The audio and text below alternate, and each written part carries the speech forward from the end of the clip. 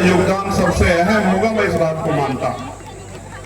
ये मेरठ है जिसने 1857 की क्रांति की शुरुआत यहां से की। ये वो मेरठ है जिसने कोतवाल धन सिंह गुर्जर और माता दी वाल्मीकि जी के नेतृत्व में अंग्रेजों के दांत खट्टे करने का काम, अंग्रेजों के पैर उखाड़ने का काम किया यहां से। लेकिन मैं मातृशक्ति का भी धन्यवाद दूंगा। छोटे छोटे बच्चों को लेके पिछले 4 घंटे से डटे हुए हैं। मैं आपका बहुत बहुत अभिनंदन, स्वागत और धन्यवाद करता हूं। और मेरे पास शब्द नहीं है आपके लिए कुछ कहने को, बस मैं ये कह सकता हूं आपका बेटा होने के नाते, आपका भाई होने के नाते, कि जो वचन आपको दे रहा हूं मैं मिट तो सकता हूं लेकिन मेरा वचन कटेगा नहीं। इस बात को मेरी आप याद रखना। मेरा नाम चंद्रशेखर आजाद। प्यारे साथियों, एक लंबा सफर है और वो सफर आपकी आंखों के सामने गुजरा। चाहे 16 महीने जेल की रातें हो या दिल्ली में गुरुघर बचाने के लिए तिहाड़ में 2-2 बार, या एनआरसी का वो आंदोलन जब मुसलमान के साथ कोई खड़ा नहीं होना चाहता, या किसानों का वो आंदोलन जब 13 महीने किसान सड़कों पे थे, या पहलवान बेटियों का वो आंदोलन जब उनकी इज्जत के सम्मान के लिए संघर्ष हो रहा था। कोई ऐसा आंदोलन देश में नहीं है। और अभी आपको याद होगा कफसार की घटना आपके सामने है। कोई ऐसा मौका नहीं है जहां आपको मेरी जरूरत पड़ी हो और मैंने आपके साथ खड़े होने का काम ना किया। लेकिन इन सब लड़ाई के बाद आज मुझे महसूस होता है कि देश की सरकारें निरंकुश हो गई हैं, प्रदेश की सरकारें निरंकुश हो गई हैं। वो जो बाबा साहब अम्बेडकर का सपना था, वो जो फूले साहू का सपना था, वो जो पेरियार का सपना था, वो जो मान्यवर काशीराम साहब का सपना था कि देश में समता, समानता, भाईचारा आए और हर व्यक्ति को बराबरी का अधिकार मिले, उस सपने को कुचला जा रहा है, दिन प्रतिदिन कुचला जा रहा है। आज आर्थिक असमानता बढ़ रही है, गरीब और गरीब हो रहा है और अमीर और अमीर हो रहा है। पूंजीपतियों को 1 रुपए में 1 एकड़ लीज, 1 एकड़ जमीन लीज पर मिल जा रही है और आपके पास आज भी रहने के लिए मकान नहीं है, घर नहीं है, सड़कें नहीं है, बिजली नहीं है, पानी नहीं है, सुविधाएं नहीं है, अच्छे स्कूल नहीं है, अच्छे हॉस्पिटल नहीं है। तो ये सरकारें किसके लिए काम कर रही है? ये जो जनता के लिए कहते हैं स्कूल बना रहे हैं, जनता के लिए कहते हैं हॉस्पिटल बना रहे हैं, ये जनता के लिए बनाने वाले हॉस्पिटल और स्कूलों में अपने बच्चों को क्यों नहीं पढ़ाते, उनका इलाज क्यों नहीं कराते? क्योंकि ये पूरा सिस्टम गरीबों से उनके हक अधिकार छीन लेना चाहता है। मैंने गरीब परिवार में जन्म लिया है और मैंने गरीबी, बेबसी, लाचारी को देखा है और मैंने ये भी देखा है किस तरह गरीब हर दिन तिल तिल करके मर रहा है। वो एक तरफ टैक्स का बोझ उठाता है और दूसरी तरफ सरकारी, आज तो ये भी नहीं पता कल आपके कौन से घर पे निशान लग जाएंगे कि ये जमीन आपके पास कागज नहीं है, इस घर को आपको छोड़ना पड़ेगा वरना बुलडोजर चल जाएगा। ये वो सरकारें हो गई, निरंकुश सरकारें। मैं आपको 30-32 ऐसे विषय हैं जिन पे आजाद समाज पार्टी काशीराम काम कर रही है और आप ही के मन में ये सवाल आना चाहिए कि आजाद समाज पार्टी ही क्यों? हमें आजाद समाज पार्टी को ताकत क्यों देनी चाहिए? तो आपको इन मेरे 32 विषयों के बाद पता लगेगा कि आजाद समाज पार्टी जिन संकल्पों के साथ उतरी है। आपको याद होगा बाबा साहब अम्बेडकर का वो संकल्प, जब उन्होंने कहा कि मैं हिंदू धर्म में पैदा हुआ हूं, ये मेरे बस की बात नहीं थी, लेकिन जब वो बहुत सुधार नहीं कर पाए तो कहा कि मैं हिंदू धर्म में मरूंगा नहीं, ये मेरे बस की बात है।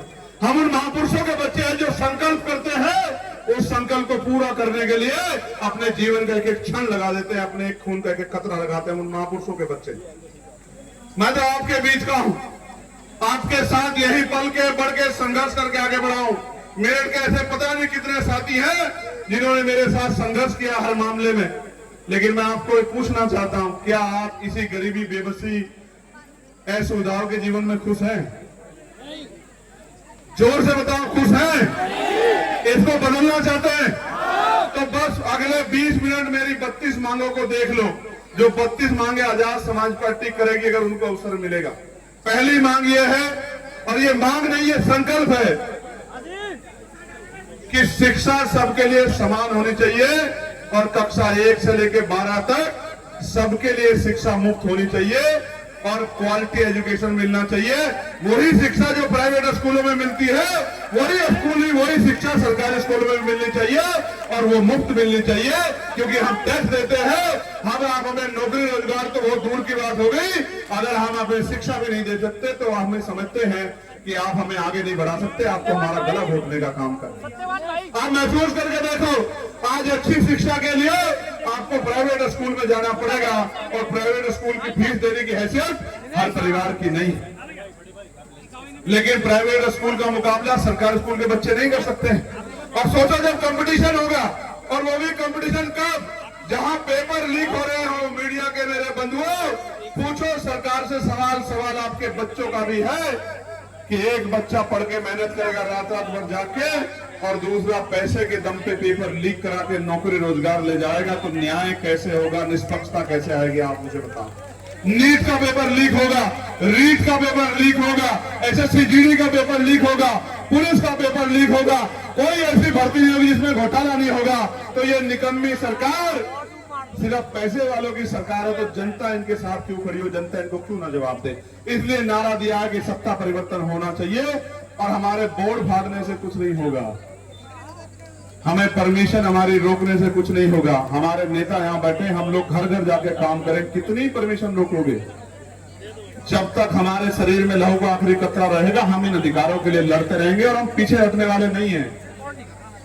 हम वीर गति प्राप्त कर सकते हैं लेकिन पीछे नहीं हटेंगे। इसलिए मैं आपको कहना चाहता हूं कि हम प्रदेश के सभी परिवारों को बेहतर से बेहतर और मुफ्त इलाज की व्यवस्था करेंगे। आप अपने मन से सोचो, आज अगर डॉक्टर के यहाँ जाओगे तो 500 रुपए से कम का पर्चा तो नहीं बनता प्राइवेट डॉक्टर के यहाँ, बनता है क्या?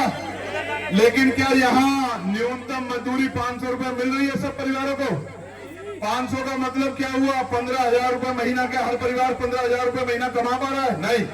जबकि केंद्र सरकार ने, मैंने लोकसभा में लड़ाई लड़ी थी, न्यूनतम वेजेस 753 रुपए है कुशल रोजगार श्रमिकों के लिए करा दिया था, उसके बाद भी इस उत्तर प्रदेश की सरकार ने लागू नहीं किया। मैं आज आपको कह रहा हूं, उत्तर प्रदेश में राजकाज बनेगा तो चाहे आप खेत में काम करें या कंपनी में या फैक्ट्री में या किसी की दुकान पर या सड़क पे या चौराहे में या कहीं भी, न्यूनतम 750 रुपए आपको दैनिक वेतन मिलेगा। मेरी बात को आप याद रखना, नोट करके रख लो जो मैं आज आपसे कह रहा हूं।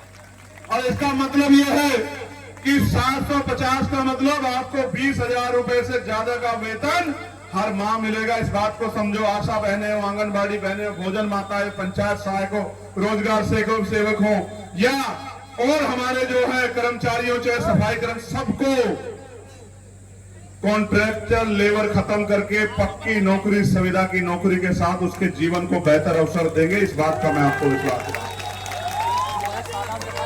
प्यारे बहनों भाइयों, उत्तर प्रदेश में जब मैं इस बात को कहता हूं तो बड़ा भूचाल सा आता है। कुछ लोग मुझे घूर घूर के देखते हैं, लेकिन मेरा अध्ययन ये कहता है कि ये काम नहीं हुआ तो ये जो षड्यंत्र किया गया कि बहुजन बस्तियों में शराब के ठेके खुले हैं, ये अन्याय बंद नहीं हो पाएगा। हमें स्कूलों की जरूरत है, हॉस्पिटलों की जरूरत है, शराब के ठेकों की जरूरत नहीं है अपनी बस्तियों में।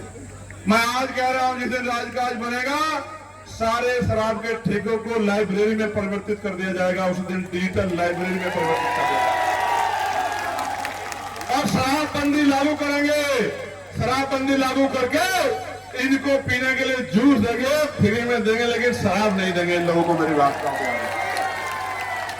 क्योंकि मैं जानता हूं कि 70% परिवार शराब की वजह से टूटते हैं और सड़कों पर जो दुर्घटना होती है उनमें 70% दुर्घटनाएं शराब की वजह से होती है।